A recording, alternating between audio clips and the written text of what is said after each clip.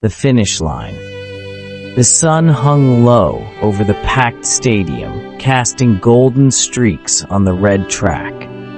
The air buzzed with the electric anticipation of the national championships, where the country's finest young athletes would prove their worth. Among them stood Daniel Clinton, an 18-year-old sprinter with fire in his legs and an unshakable dream in his heart.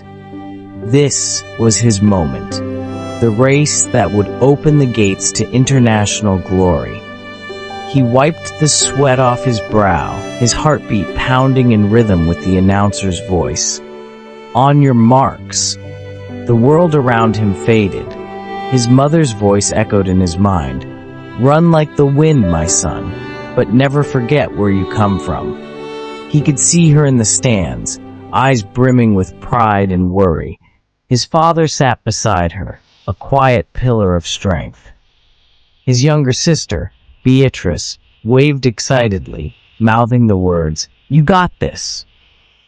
Set, Daniel inhaled deeply, feeling the cool oxygen flood his lungs. His fingers dug into the track, his muscles coiled like springs. This was it. His entire life had led to this moment. The gun fired. Daniel exploded forward, his legs moving in perfect synchronization, his body cutting through the wind like a sharpened blade.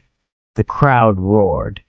He was ahead, just a few meters from the finish line, glory within reach. But then, a sudden sharp pain stabbed through his chest. His vision blurred, his knees buckled, his body betrayed him. The stadium gasped as Daniel collapsed, skidding across the track. The world spun around him. He tried to rise, but his limbs refused to obey. His breath came in shallow, painful gasps.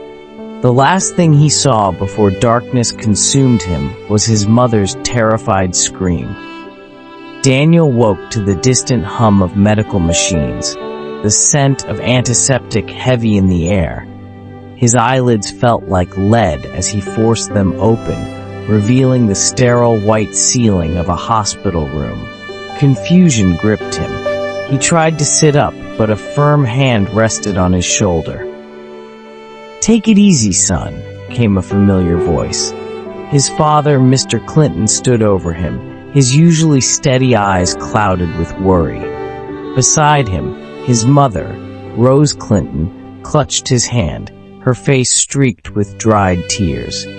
Beatrice sat in a chair at the corner, looking small and frightened. What happened?" Daniel's voice was hoarse. His mother exhaled shakily. "You collapsed during the race."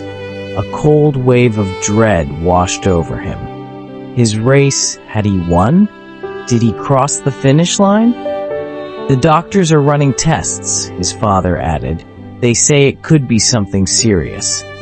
Serious? Daniel's pulse quickened. He had never been sick a day in his life. He trained harder than anyone. He was supposed to be invincible. Just then, the door opened, and a doctor entered. He was an older man with graying hair and a grave expression. He carried a clipboard, flipping through its pages before looking at Daniel. "Mr. Okafor, we have the results from your initial tests," the doctor said slowly. Daniel swallowed. "And," the doctor hesitated, "you have hypertrophic cardiomyopathy. It's a genetic heart condition." The words struck like a lightning bolt. Daniel blinked. "A heart condition?" He almost laughed. "That's impossible. I've been running all my life."